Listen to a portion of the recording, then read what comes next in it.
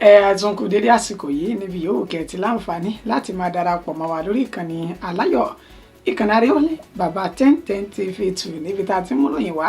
lájà ọbalẹ̀ pẹ̀lú bí nǹkan bá ṣe ń lọ káàkiri orígun mẹ́rẹ̀ẹ̀rin àgbáláyé. ìbádùn àwa náà ní pójú tẹ fún wọ̀wọ́ ojú náà ní fún etí tẹ fún gbáwé etí náà ní di agara kì í dó ní ṣe Elédùmarè agara ò ní dá yín láṣẹ lọ́wọ́ Elédùmarè. Akí gbogbo ẹ̀yin tẹ́ ẹ̀ṣẹ̀ ń darapọ̀ mọ́ wa pé ẹ káàbọ̀ sórí ìkànnì aláyọ̀ yìí sẹ́yìn tẹ́ ti wà pẹ̀lú wa látọjọ́ tó ti pẹ́ ẹ̀kú àdúró tí Elédùmarè yóò máa dúró ti oníkùlùkù wa níbi gbogbo ààyè tó wù kálẹ̀ wà lórígun mẹ́rẹ̀ẹ̀rin àgbáláyé. Orúkọ oníròyìn kò yípadà àyànfẹ́ Elédùmarè ló kọ tèmi ń jẹ́. Ìròyìn fún ti àsìkò yìí rèé ẹja àwọ̀ kókó tí ń bẹ́ẹ̀ ṣáájú ẹ̀kúnrẹ́rẹ́ ìròyìn. Inú mi dùn púpọ̀ pé iléeṣẹ́ ìfọpo bẹntiró tìlú Warri ti bẹ̀rẹ̀ iṣẹ́ padà. Ohun ayọ̀ ló sì jẹ́ fún àwọn ọmọ orílẹ̀-èdè Nàìjíríà. Ààrẹ Bọ́lá Ahmed Tinubu ló fi ohun ìdùnnú àbóde. Òpùrọ́ ni Àtíkù àti àwọn ẹgbẹ́ rẹ̀ tó kù tí wọ́n ń fọn rere pé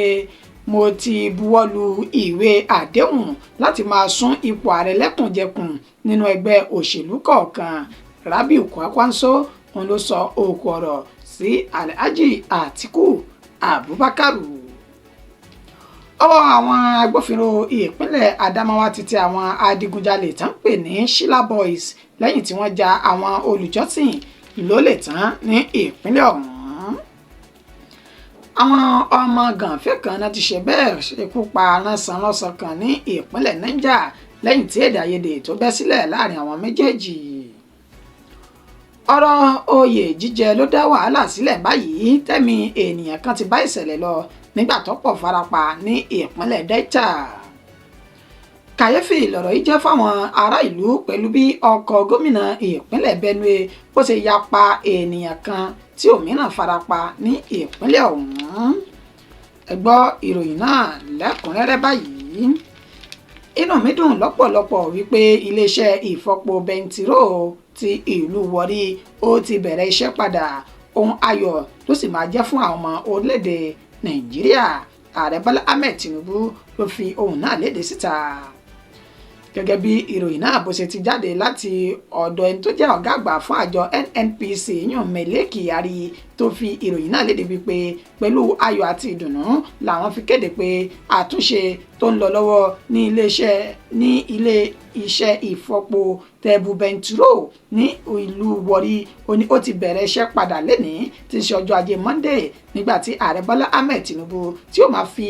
ìdùnnú rẹ̀ hàn lórí ìkéde ayọ̀ ọ̀hún láti ẹnu ẹni tó jẹ́ olùdámọ̀ràn pàtàkì fún Báyọ̀ Ọ̀nánúgà ìyún lórí ètò ìròyìn àti ìlànà àtẹ̀lé lásìkò tó fi ìròyìn rẹ̀ léde. Ààrẹ Bọ́lá Ahmed Tinubu sọdúnmọ́ wípé lórí ìgbésẹ̀ àti àṣeyọrí tí àjọ NNPC ṣe yìí inú òun dùn lọ́pọ̀lọpọ̀ kó tó di pọ́dún 2024 yìí ó tún lọ sópin àṣeyọrí míì ó ní òun tún ṣe níbi ètò ìṣèjọba òun yìí. Níbẹ̀ ló ti lu olórí àti ọ̀gá àgbà fún àjọ NNPC Mele Kyari ní ọgbọ ẹnu pẹ̀lú bó ṣe ṣe gudugudu méje àti yàyà mẹ́fà tó sì tẹ̀lé ìlànà àti àṣẹ tó ń pa wípé gbogbo àwọn iléeṣẹ́ ìfọpo bẹntiró tí ń bẹ ní orílẹ̀-èdè Nàìjíríà mẹ́rẹ̀ẹ̀rin òní yóò bẹ̀rẹ̀ iṣẹ́ padà nínú ètí àṣeyọrí méjì tó ti bẹ̀rẹ̀ báyìí. Tẹ́ ẹ̀ bá sì gbàgbé ti ìlú Port Harcourt ó ti kọ́kọ́ bẹ̀rẹ̀ iṣẹ́ láti ọjọ́ 26 inú oṣù kọkànlá nígbàtí eléyìí báyìí ní 30 oṣù kejìlá títí ìlú Warri èyí tí wọ́n ní òǹkà rẹ̀ àti dèdè iye epo bẹntiró tí ó máa gbé jáde lójúmọ́ olóṣè dèdè 125,000. Báyìí ni ààrẹ Bọ́lá Ahmed Tinubu ló ṣe wá lù wọ́n lọ́gọ̀ọ́ ẹnu tó sì tún gbà wọ́n níyànjú wípé kò ì tán síbẹ̀ o tún já tẹ̀síwájú láti ṣe àtúnṣe èyí tó lámìlaka fún ti ìpínlẹ̀ Kaduna náà àti ẹlẹ́ẹ̀kejì tí ń bẹ ní Port Harcourt èyí tó ṣe dédé 150,000 tó lè máa gbé epo jáde lójúmọ́. Oníta bá ti ṣe méjèèjì yìí níṣe ni ìrọ̀rùn yóò wà fáwọn ọmọ orílẹ̀-èdè Nàìjíríà lórí ètò epo bẹntiró. Ààrẹ Bọ́lá Ahmed Tinubu ló fi ìdùnnú rẹ̀ hàn síta. Òpùrọ́ ni Àtíkù àti àwọn akẹgbẹ́ rẹ̀ tí wọ́n jọ ń fọn rere pé àtijọ́ buwọ́lu ìwé àdéhùn láti máa sún ipò ààrẹ lẹ́kùnjẹkùn nínú ẹgbẹ́ òṣèlú kọ̀ọ̀kan. Rabiu Kwankwaso ló sọ èyí di mímọ̀. ẹni tó ti fi ìgbà kan rí jẹ́ gómìnà ní ìpínlẹ̀ Kano tó sì tún jẹ́ olùdíje sí ipò ààrẹ nínú ẹgbẹ́ òṣèlú NNPP lọ́dún 2023 ìyún Rabiu Musa Kwankwaso olósọ ọ̀rọ̀ yìí léde lásìkò tí wọ́n ní ìtàkùrọ̀sọ pẹ̀lú iléeṣẹ́ BBC ti Hausa. Ibẹ̀ ni Rabiu Kwankwaso ti sọ̀rọ̀ di mímọ̀ wípé inú bí òun nígbà tí òun rí irọ́ náà tí wọ́n pa irọ́ bàtàbàtà mọ́ òun wípé àwọn ti jọ buwọ́lu ìwé àdéhùn láti máa ṣí ipò ààrẹ orílẹ̀-èdè Nàìjíríà ní ẹlẹ́kùnjẹkùn nínú ẹgbẹ́ òṣèlú kọ̀ọ̀kan nínú ètò sọdímọ̀ wípé Àtíkù Abubakar àtàwọn ènìyàn rẹ̀ náà ń fan rere ọ̀rọ̀ náà. Ó ní níṣe ló jẹ́ kàyéfì fún òun nígbà tí àwọn àgbààgbà àtàwọn àlùfáà nínú ẹ̀sìn gbogbo etí òǹkà wọn kò dín ní 45 tí wọ́n ti ń pe òun tó sì ti ń bi òun léèrè pé ń gbọ́ sòótọ́ ni ẹ ti jọ ládéhùn ọ̀rọ̀ lórí pé Àtíkù Abubakar yóò máa lo ọdún 4 lórí àléfà gẹ́gẹ́ bí ààrẹ orílẹ̀-èdè Nàìjíríà nígbà tí òun tó ń jẹ́ Kwankwaso òun náà yóò lo ọdún 4 ṣùgbọ́n tí Obi èyàn Peter Obi olùdíje nínú ẹgbẹ́ òṣèlú Labour Party LP lọ́dún 2023 sí ipò ààrẹ tó náà ni wọ́n máa lo ọdún 8. Ó ní gbogbo eléyìí irọ́ funfun báláwu àtàhesọ ọ̀rọ̀ tó jìnnà sóòótọ́ ni o torí pé òun kò mọ kankan nípa ohun tí Àtíkù àtàwọn akẹgbẹ́ rẹ̀ tí wọ́n fan rere rẹ̀ jáde báyìí. Ó ní tó jẹ́ kí òun kúrò òun Kwankwaso àti Wike tó fi mọ́ Peter Obi ohun tó fà táwọn fi kúrò nínú ẹgbẹ́ òṣèlú PDP òun náà nù torí pé irọ́ ni sáà ní gbogbo ìgbà wọ́n ti fi irọ́ ṣe wọ́n nínú ẹgbẹ́ òṣèlú ọ̀hún. Èyí ló sì fà á táwa fi bẹ́sẹ̀ wá sọ̀rọ̀. Ó ní síbẹ̀ wọn ò tó ti já mi nínú irọ́ pípa yìí. Ó ní kí Àtíkù Abubakar kó ṣọ́ra rẹ̀ púpọ̀ o torí irọ́ ńlá tán pamọ́ òun yìí òun kò mọ kankan nípa rẹ̀. Àwọn òsìjọ jókòó àlàáfíà débi táwọn buwọ́lu ìwé àdéhùn pàmò sún ipò ààrẹ lẹ́lẹ́kùn òjẹkùn. Ọwọ́ àwọn agbófinró ìpínlẹ̀ Adamawa ti tẹ àwọn adigunjalè tán pé ara wọn ní Sheila Boys lẹ́yìn tí wọ́n ja àwọn olùjọ́sìn tán lọ sí ilé ìjọsìn lólè tán ní ìpínlẹ̀ Adamawa. Gẹ́gẹ́ bí alukoro iléeṣẹ́ ọlọ́pàá ìpínlẹ̀ ọ̀hún Suleiman Nguroje bó ṣe sọ di mímọ̀ ó ṣe ní àlàyé wípé ní agbègbè tó ń pè ní Jimeta ní Yola tí ń ṣe olú ìpínlẹ̀ Adamawa ìjọba ìbílẹ̀ àríwá Yola ó ní ìṣẹ̀lẹ̀ náà ó ní ó ti ṣẹlẹ̀ ní ìdájí àná òde yìí tí ń ṣe ọjọ́ 29 inú oṣù kejìlá tá a wà yìí lásìkò tí àwọn olùjọ́sìn tí wọ́n lọ sí ṣọ́ọ̀ṣì wọn láti lọ rèé ké pe Elédùmarè Ọlọ́run ọba wọn níṣe ni àwọn ọmọ Sheila Boys yìí ó ní wọ́n kó àdá jáde àti ọ̀bẹ tó sì fẹ́ máa gba ohun ìní àwọn ẹni ẹlẹ́ni lọ́wọ́ wọn ṣùgbọ́n orí báwọn ènìyàn náà ṣe pẹ̀lú bí wọ́n ti sọ dímọ̀ pé àwọn agbófinró náà wà nítòsí àsìkò náà tí wọ́n sì kojú ìjà sí àwọn ọmọ Sheila Boys yìí. Alukoro tẹ̀síwájú pé àwọn náà wọn kò ṣàìṣe iṣẹ́ akin pẹ̀lú bá ṣe ń ta bíọ́bíọ́ lẹ́ni tí wọ́n yọ àdá àti ọ̀bẹ jáde láti fi bá wọn agbófinró náà jà. Ó ní ṣùgbọ́n àwọn náà fi ọwọ́ yẹpẹrẹ àwọn fi bá wọn wí lórí ọ̀rọ̀ ọ̀hún torí pé táwọn bá ní káwọn lo gbàgbára àwọn tán níṣe ni ẹ̀mí wọn yóò bọ́ sí ìwà tí wọ́n wù náà ṣùgbọ́n ọwọ́ kékeré làwọn fi bá wọn wí táwọn sì mú àwọn 3 nínú wọn nígbà tí àwọn 2 míì tí wọ́n sá lọ lásìkò ọ̀hún. Àwọn 3 tí wọ́n mú láàrin wọn yìí ó sọ dímọ̀ pé àwọn kan ṣe bẹ́ẹ̀ fi ara gbọgbẹ́ nígbà tá ń ṣagídí pẹ̀lú àwọn agbófinró ṣùgbọ́n téèyàn kan tí kò ṣe léṣe. Àwọn tán farapa yìí lóná ti wà ní ilé ìtọ́jú báyìí tó ń gba ìtọ́jú lọ́wọ́ ní ilé ìwòsàn nígbà tó ní àwọn nǹkan táwọn gbà lọ́wọ́ wọn ó ní àdá aláàmù ọ̀bẹ ATM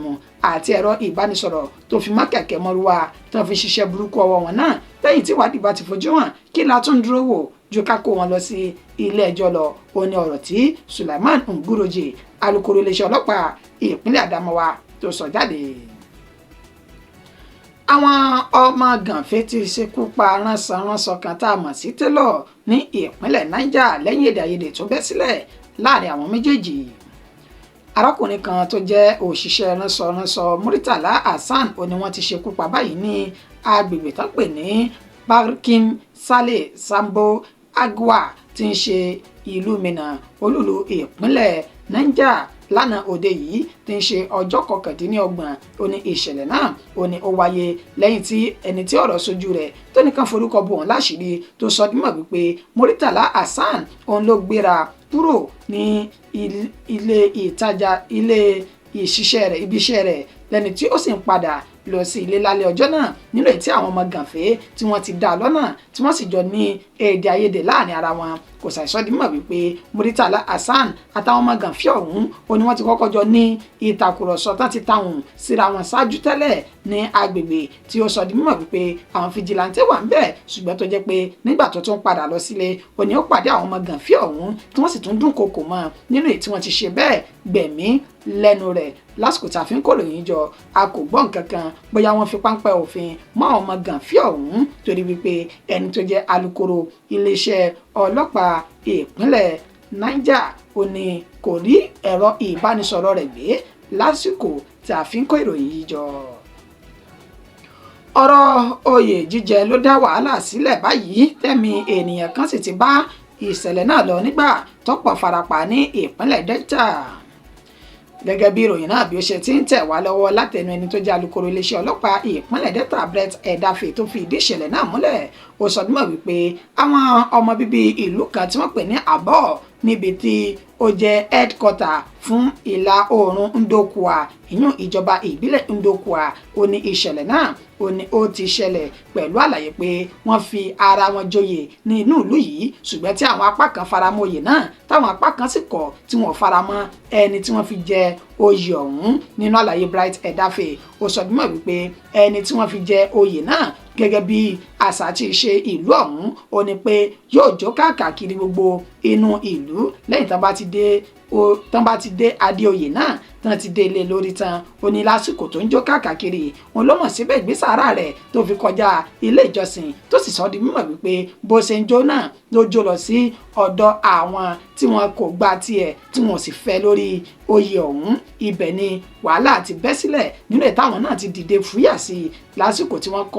wọ́n kọlu olóyè tuntun yìí ó ní àwọn ẹ̀ṣọ́ aláàbò tó ń bẹ lẹ́yìn rẹ̀ tó jẹ́ ọlọ́dẹ ìbílẹ̀ làwọn náà ṣe bẹ́ẹ̀ ṣínà ìbọn bolẹ̀ tí wọ́n sì kọjú ìjà síra wọn ẹ̀mí ènìyàn kan ló bá ìṣẹ̀lẹ̀ náà lọ láì bẹ̀sùbẹ̀gbà nígbà tí àwọn mẹ́ta míì tán fi ara gbọgbẹ́ yamayama ẹni tó jẹ́ alága ìjọba ìbílẹ̀ ìlú ọ̀hún ó pàṣẹ wípé láti dédé agogo 7 àṣálẹ́ títí di agogo 6 ìdájí ó ní kí lílọ bíbọ̀ kó máa wà lẹ́yìn èyí kó nílé ó ṣe bẹ́ẹ̀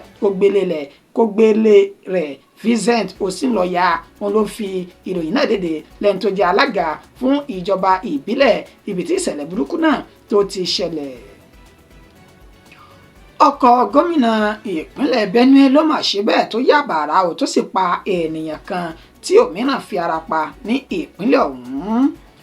gómìnà ìpínlẹ̀ Benue èyún